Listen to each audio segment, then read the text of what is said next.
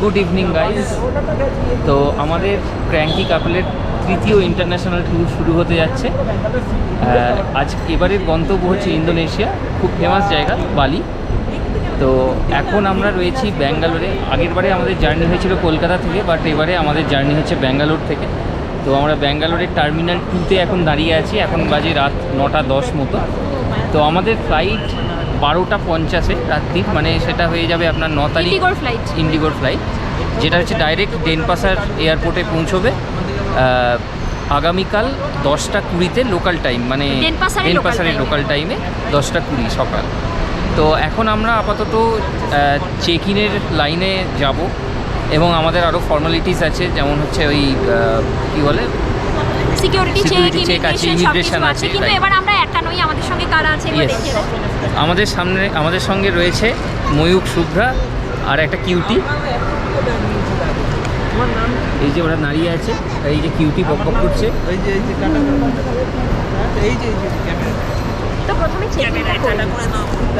তো আমরা সবাই আপাতত চেক ইনের দিকে যাব। চেক ইনটা কমপ্লিট করে তারপরে আপনাদের সাথে আবার কথা বলছি, ফিরে আসছি খুব শীঘ্রই। Stay tuned, come back, by.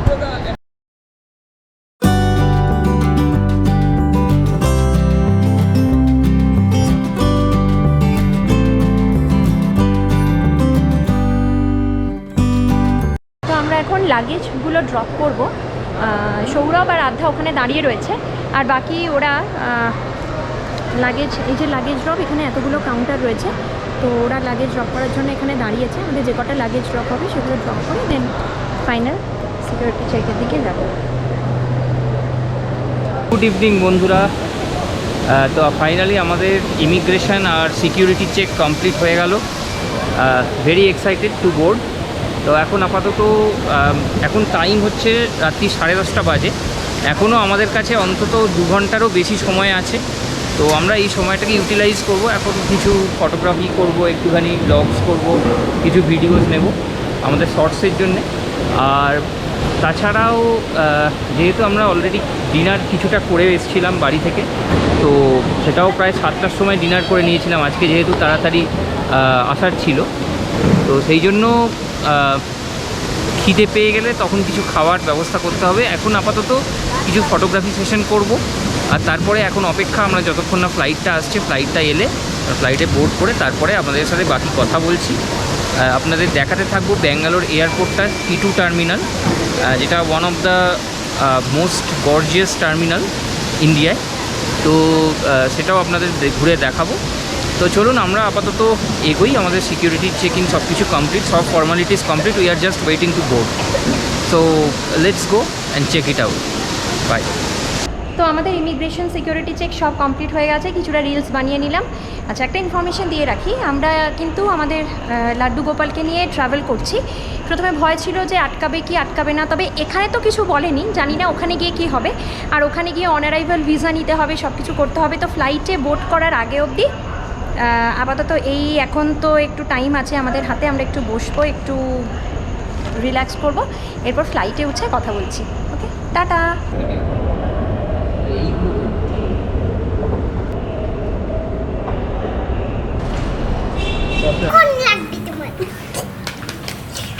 ওকে আমি খুব ভালোবাসবো রে, আমিও সেম জিনিসটাই ফেস করি। দেখো এখানে চার্জার আছে। আমি বলে যে হালুম হালুম ধরো না,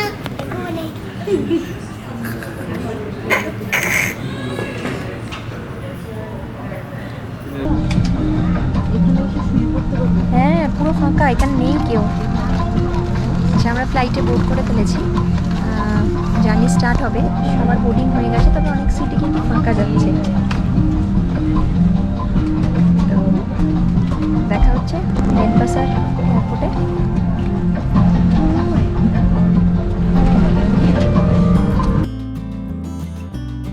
তখন বাজে 5:10, সবাই ঘুমোচ্ছে। সত্যি কথা বলতে কি, ফ্লাইটে আমার সেরকম খুব একটা ঘুম আসে না, তবে উঠেই আমি 2 থেকে 3 ঘন্টা ঘুমিয়ে নিয়েছি। ওই যে আধ্যাও জেগে গেছে।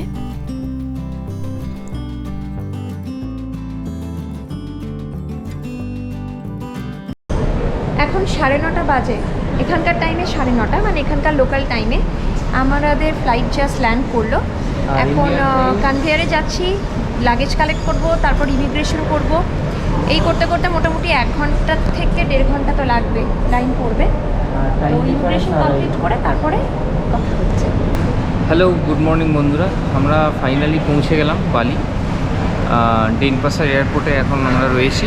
জাস্ট ফ্লাইট থেকে নেমে আমরা এবারে যাব ট্রানজিট আর ইমিগ্রেশনের দিকে। তো তার আগে আমরা এখানটায় একটু দাঁড়ালাম, ওয়েট করছি।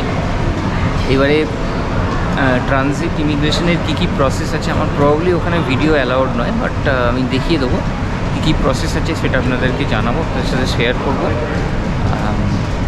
আপাতত আমাদের অন অ্যারাইভাল ভিসা করাতে হবে এবং তারপরে আমাদের আরেকটাও জিনিস দেখতে হবে, সেটা হচ্ছে আমাদের কোন গাড়িতে করে আমরা যাব উবুদ। কারণ এখান থেকে ডেনপাসার থেকে উবুদ মোটামুটি 1.5 থেকে 2 ঘন্টা টাইম লাগার কথা। তো চলুন আগে দেখা যাক। আমরা আগে ইমিগ্রেশনটা হোক এবং আমাদের অন অ্যারাইভাল ভিসাটা কমপ্লিট হলে, প্রসেসটা কমপ্লিট হলে একটা সিম নিতে হবে এবং এইগুলোর পুরো প্রসেসটা আপনাদের দেখাবো, কত টাকা লাগলো সিমে এবং কিভাবে আপনারা অ্যাপ্লাই করবেন সিমের জন্য। এইগুলো নিয়েই ফিরে আসছি, ততক্ষণ অবধি দেখতে থাকুন ব্লগটা। গুড মর্নিং বন্ধুরা, এখন আমরা যাচ্ছি ইমিগ্রেশনের দিকে। অন অ্যারাইভাল ভিসা করাবো। ময়ূক অলরেডি এগিয়ে গেছে, তো আমরা আসছি। আমাদের এয়ারপোর্টটা একটু দেখাই।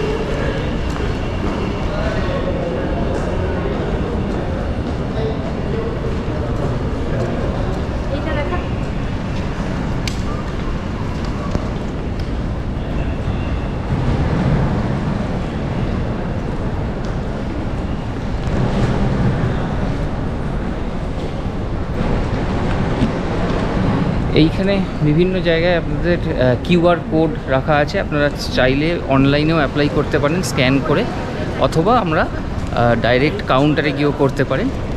এই যে এখানে লেখা রয়েছে, যাতে আপনাদের লাইনে বেশিক্ষণ হ্যাসেল না থাকে, সেই জন্য ওখানে করা রয়েছে। ওখানে you can do online e visa, but আমরা এখন কাউন্টারে গিয়েই করব, যেহেতু আমরা অলরেডি চলে এসেছি। প্রথমে আমরা অন অ্যারাইভাল ভিসা নিলাম।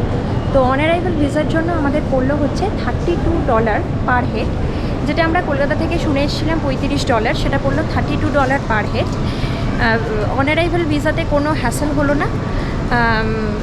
অন অ্যারাইভাল ভিসা পেয়ে দেন আমরা চলে এলাম আমাদের লাগেজগুলো কালেক্ট করতে, যেটা ছিল কনভেয়ার বেল্ট 6 থেকে, সেটা নিয়ে নিলাম। এরপর আমাদের যেটা করতে হবে সেটা হচ্ছে সিম কার্ড নিতে হবে। তো সিম কার্ড নিয়ে নিলে দেন আমাদের মানে দুটো আমরা সিম কার্ড নেব, একটা ময়ূকরা নেবে, একটা আমরা নেব। সিম কার্ড নেওয়ার পরে দেন আমরা বাইরে গিয়ে গাড়িটারি ধরে আমাদের যে ফার্স্ট ডেস্টিনেশন রয়েছে উবুদ, এবং আমাদের স্টে রয়েছে মাঙ্কি গ্রে হাউস ফরেস্ট। তো সেখানে আমাদের ফার্স্ট গন্তব্য, আমরা সেখানে যাব। তো সাথে থাকুন। অন অ্যারাইভাল ভিসা নেওয়ার পর যেটা খুব ইম্পর্ট্যান্ট এখানে করতে হবে, ম্যান্ডেটেড, সেটা হচ্ছে কাস্টম ডিক্লারেশন।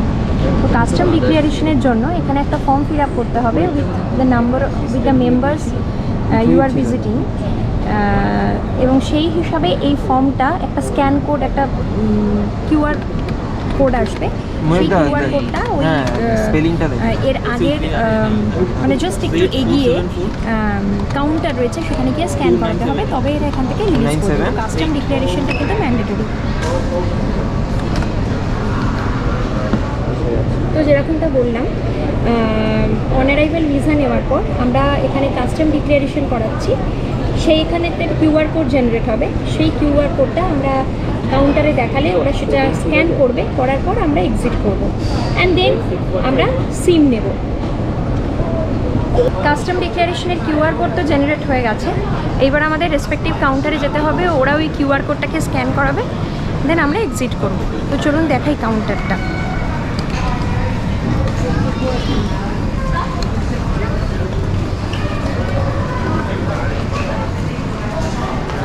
এই যে কাউন্টার সামনে, এই কাউন্টারের সামনে, এই কাউন্টারে আমাদের এক্সিটগুলো দেখাতে হবে।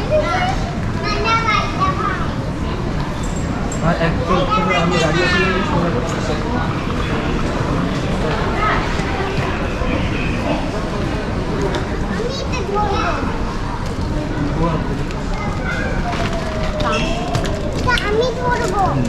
দে দে দে দে এটা দে।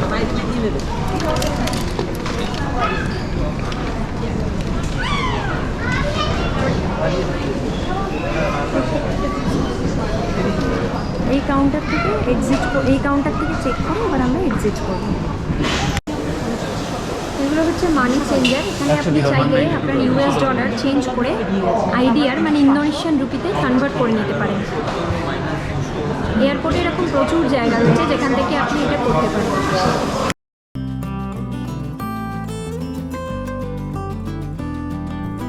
এয়ারপোর্টে সিম নেওয়ার কিন্তু প্রচুর অপশন রয়েছে। আমরা নিয়েছিলাম টেলকম সেল, যেটা আপনারা দেখতে পাচ্ছেন এখান থেকে সিম কার্ড। এর জন্য পড়েছিল 4 লাখ আইডিআর ইন্দোনেশিয়ান রুপি। তো আমরা দুটো সিম নিয়েছিলাম, তো naturally 4 lakh total 8 lakh Indonesian rupee. তো ডেটা এবং টক টাইম প্ল্যানটা একবার চোখ বুলিয়ে নেওয়া যাক। এয়ারপোর্টে ডলারের রেট খানিকটা এরকম, $1 ইকুইভ্যালেন্ট টু 15,000 ইন্দোনেশিয়ান রুপি। আমরা এয়ারপোর্ট থেকে $200 এক্সচেঞ্জ করিয়ে নিলাম। বাকিটা প্ল্যান রয়েছে আমরা সিটির মধ্যে থেকে করব, সেখানে রেটটা একটু ভালো পাওয়া যায়। 20টা আর 16টা দিয়েছে 50। আমরা ডলার থেকে আইডিআর এক্সচেঞ্জ করে নিয়েছি, এখন আমরা লাখপতি হয়ে গেছি। আমরা কত লাখ টাকা পেয়েছি? আমরা 30 লাখ টাকা পেয়েছি। 30 লাখ ইন্দোনেশিয়ান রুপি। 16 তারপরে 20টা কটা দিচ্ছে? এখন সব গোনাগুনি চলছে, লাখ টাকার গোনাগুনতি হচ্ছে এখানে দাঁড়িয়ে, লাখ টাকার ডিল।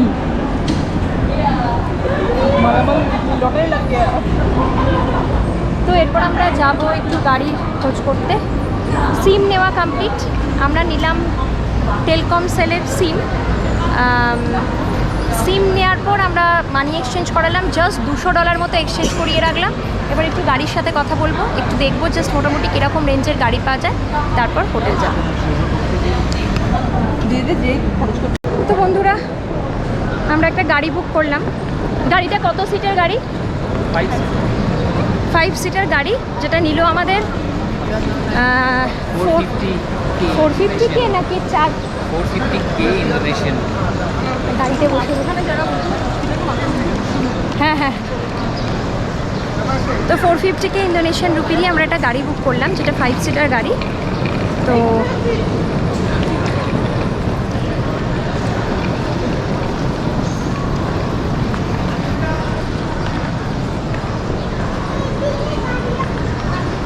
এখানে আমাদের অনেকটা সময় চলে গেল। এবার আমরা যাচ্ছি, সময়ই লেগেছে। তো জলদি হোটেল পৌঁছাবো। তার মাঝে একটু খেতে হবে, কারণ খিদে পাচ্ছে প্রচণ্ড।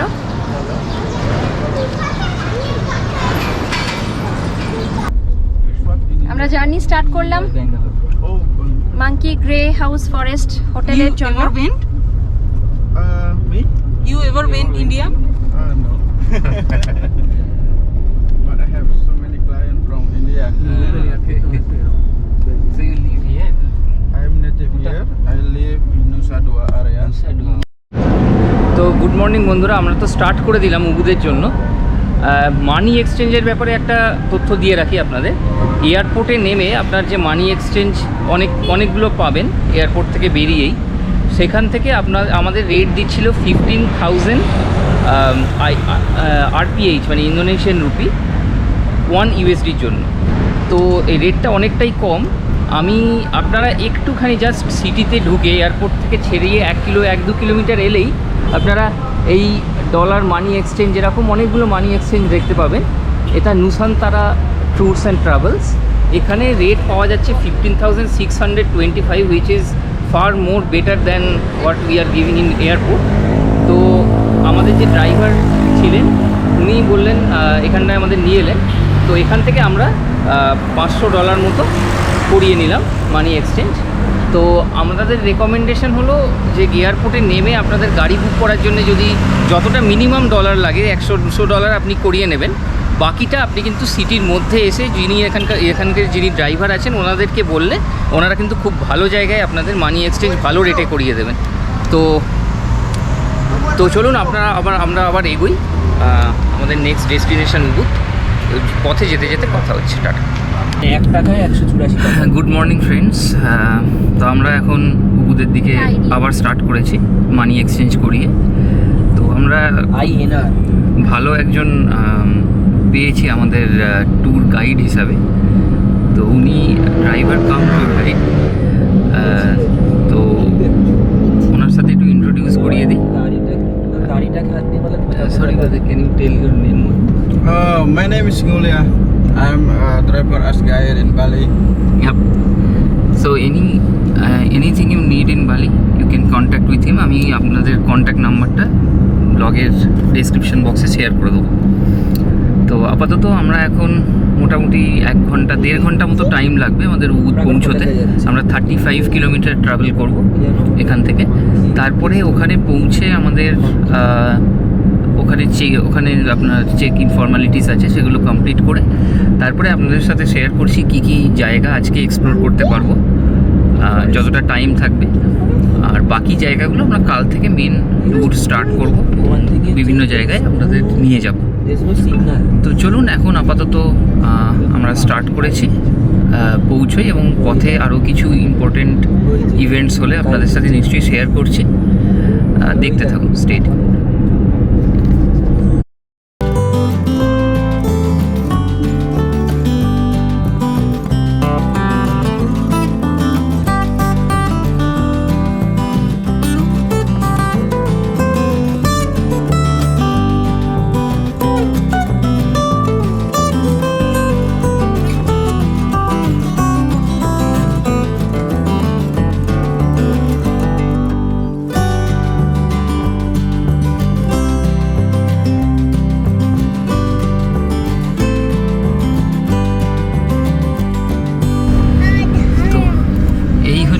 ইন্দোনেশিয়ার রাস্তা, বালির রাস্তা। এখানকার রাস্তা অত্যন্ত ভালো এবং এখানে যে এসইউভিগুলো চলে, যে গাড়িগুলো, সেগুলো আমাদের ইন্ডিয়ার এসইউভির থেকে অনেক স্পেসিয়াস এবং বুট স্পেস অনেক বেশি। আমরা যে গাড়িটা নিয়েছি সেটাতে আপনার আমাদের 4টে বড় লাগেজ ট্রলি এবং তার সাথে পিঠের ব্যাকপ্যাকগুলো সবগুলো ঢুকে গেছে। শুধু একটাই ক্যামেরার ব্যাগ আমার হাতে রয়েছে। প্লাস আমরা 5 জন অ্যাডাল্ট, 1 জন চাইল্ড মিলে সুন্দরভাবে যেতে পারছি এখানে। তো খুবই স্পেশিয়াস এবং কমফোর্টেবল, আর রাস্তাঘাট খুব সুন্দর। তো এটাই। হ্যালো, বাড়িতে আমরা মোটামুটি ধরুন এখন 1 ঘন্টা মতো লাগবে পৌঁছতে। টাটা।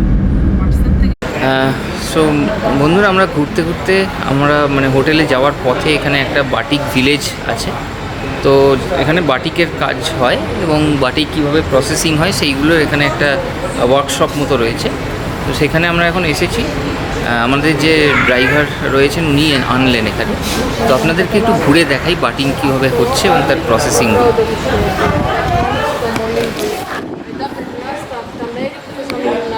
এইখানে প্রথমে কাপড়ের মধ্যে এই সবগুলো বাটিকে প্রিন্ট করা হয়েছে এবং এখানে এদের সমস্ত যে মোম দেখছেন গলানো, এই মোমগুলো গলিয়ে ওরা বাটিকের কাজ করছে।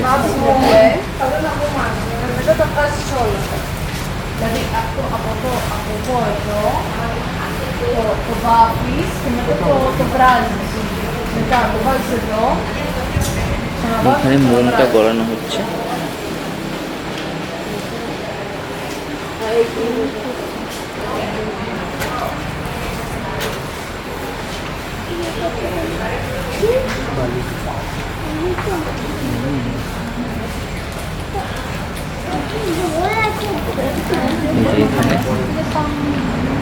এখানে একজন শিল্পী, উনি বাটিক প্রিন্টিং করছেন।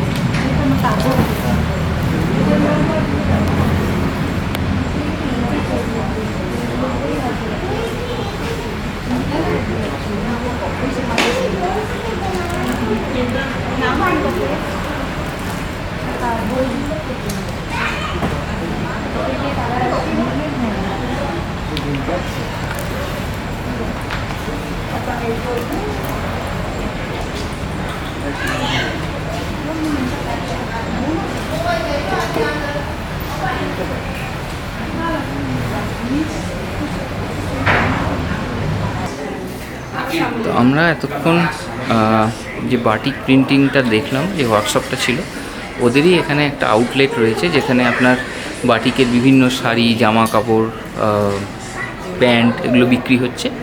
তো আপনাদের একবার কুইক লুক দিয়ে দিই ওয়ার্কশপটায়।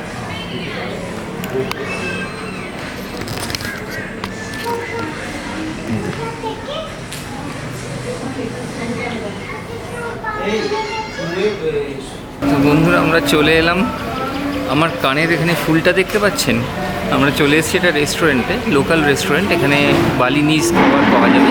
তো এটা এদের কাস্টম, যেখানেই কোনো কাস্টমার আসছে তাকে এখানে একজন রিপ্রেজেন্টেটিভ উনি ফুল দিয়ে সবাইকে অভ্যর্থনা জানাচ্ছে। আর এই রেস্টুরেন্টটা খুব সুন্দর, খুব সাজানো গোছানো। আপনাদের একটু ফ্লিপ করে আমি দেখাতে চাইছি। দেখুন, এই হচ্ছে রেস্টুরেন্ট, ফেমাস কুলিং রেস্টুরেন্ট। খুব সুন্দর একটা রাইস ফিল্ডের সাইডে দুর্দান্ত ভিউ।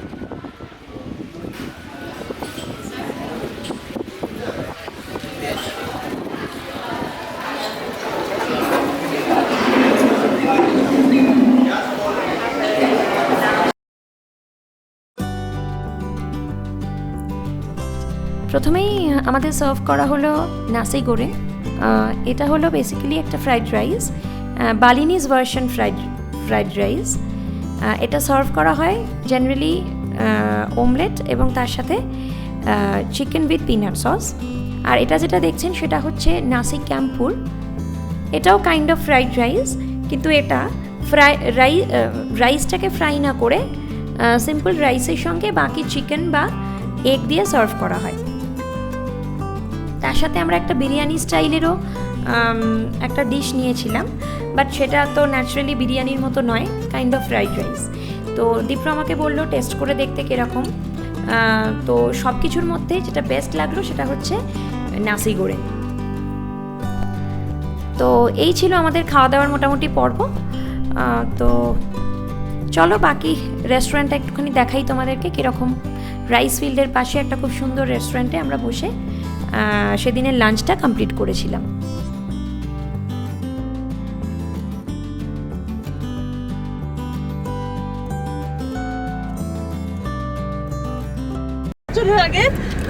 তো বন্ধুরা, আমরা প্রায় 6.5 লাখ টাকার খাবার খেয়ে, ঠিক আছে, 6.5 লাখ টাকার লাঞ্চ করে দেখুন সবাই কীরকম এনজয় করছে, কি খুশি।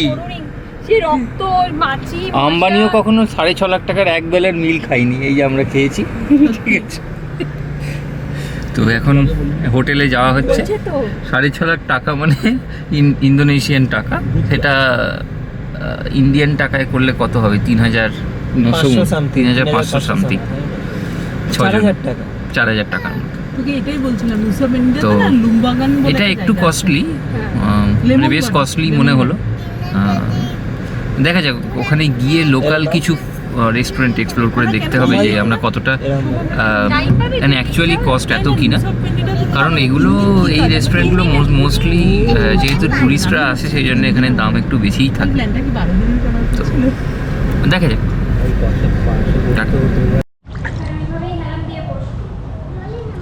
রক্স, বালি রক্স। আমার একটা ছিল না।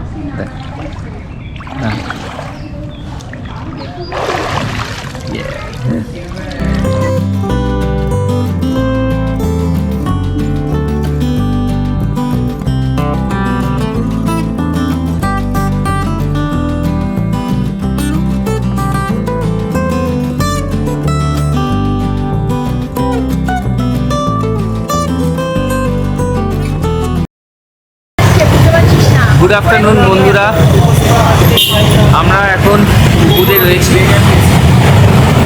তো আমরা একদম ফ্রেশ ট্রেশ হয়ে নিলাম, হয়ে বেরোলাম। খুব সুন্দর জায়গাটা।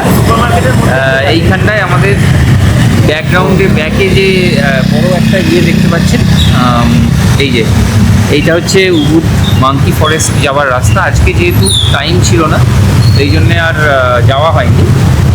আপাতত আমরা একটা গাড়ির সাথে কথা বললাম, কালকে আমরা লোকাল উবুদ না, কালকে নর্থ নয়, কালকে লোকাল উবুদের সাইট সিনগুলো দেখবো। আপাতত এখন আমরা হেঁটে কিছুটা এক্সপ্লোর করবো আজকে উবুদ সিটিটা, আর দেখা যাক কীরকম এক্সপিরিয়েন্স হয়। সকালের ফুডের এক্সপিরিয়েন্স তো খুব একটা ভালো ছিল না সবাইকার কাছে, তো দেখি এখন কীরকম হয়। এখন আমরা বেরিয়ে কিছুটা এক্সপ্লোর করি আর আপনাদের দেখাই উবুদ শহরটা কেমন। তো বন্ধুরা, যেতে যেতে আপনাদের উবুদ সম্পর্কে কিছু ইনফরমেশান দিয়ে রাখি। উবুদে যদি আপনারা প্ল্যান করেন তাহলে অবশ্যই কিন্তু অন্তত 3 থেকে 4 দিনের জন্য প্ল্যান করবেন, কারণ উবুদ হচ্ছে বালির কালচারাল সেন্টার, একদম সেন্টার অফ দ্য বালিতে আছে উবুদ, এবং উবুদের আশেপাশে ঘুরতে আপনার অন্তত 4 থেকে 5 দিন টাইম লাগবে। কেন বললাম, কারণ হচ্ছে উবুদ থেকেই বালির বিভিন্ন পার্টে আপনারা ট্রাভেল করতে পারবেন। যেমন হচ্ছে কালকে আমরা যেমন ঘুরছি, প্রথমত আজকে তো আমাদের এসে পৌঁছতেই প্রায় একটা দিন চলে গেল, মানে আপনার বিকেল 5টা বেজে যাওয়া মানে এখানে সব কিছু বন্ধ হয়ে যায়। তো উবুদে আর কিছু আপনি নতুন করে এক্সপ্লোর করার কিছু থাকে না সেই দিনটায়। তো কালকে যেমন আমরা উবুদের লোকাল সাইট সিন করবো। আমরা তেগালালাং যাব, রাইস টেরেস, এবারে অ্যালোহা সুইং যাব, যেটা আপনারা ফেমাস বালি সুইং, সরি ফর দ্যাট, হ্যাঁ, ফেমাস বালি সুইং নামে পরিচিত অ্যালোহা সুইং। এরপরে আমরা চলে যাব কিছু লোকাল টেম্পলস আর রয়্যাল প্যালেস আছে, তারপরে আপনাদের কয়েকটা ওয়াটারফলসও রয়েছে, তো সেইগুলো পুরোটা কভার করতেই একটা দিন লেগে যাবে।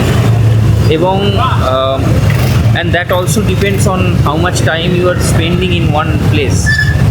তো এগুলোর পরে সেকেন্ড দিন আমরা বেরোবো হচ্ছে ইস্ট সাইড অফ বালি, যেটায় আপনাদের থাকবে লাম্পুয়াং টেম্পল এবং বিখ্যাত গেটস অফ হেভেন।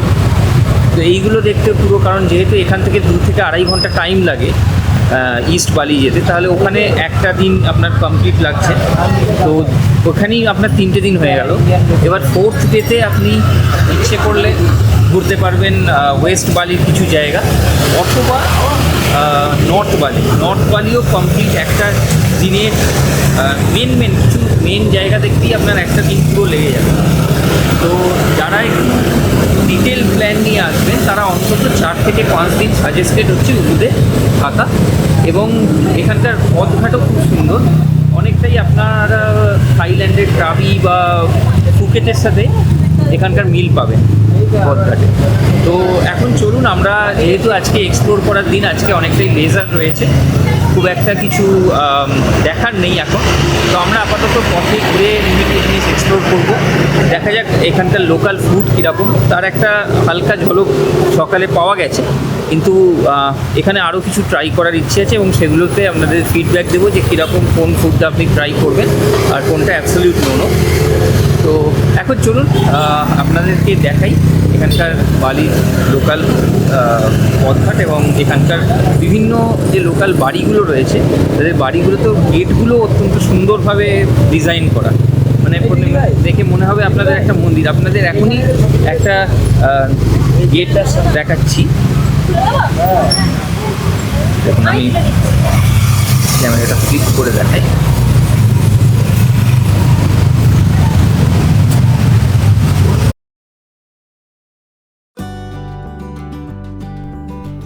সারাদিন জার্নির পর আমরা সকলেই খুব ক্লান্ত ছিলাম। এরপর একটা ইন্ডিয়ান রেস্টুরেন্টে গিয়ে আমরা ওই দিনে ডিনার কমপ্লিট করলাম। আজকের ব্লগটা এখানেই শেষ করছি, দেখা হচ্ছে পরবর্তী পর্বে বালি সুইং এবং উবুদের আরও কিছু সাইট সিনের এক্সাইটিং পর্ব নিয়ে। দেখা হচ্ছে পরের পর্বে, সকলে ভালো থাকবে, টাটা।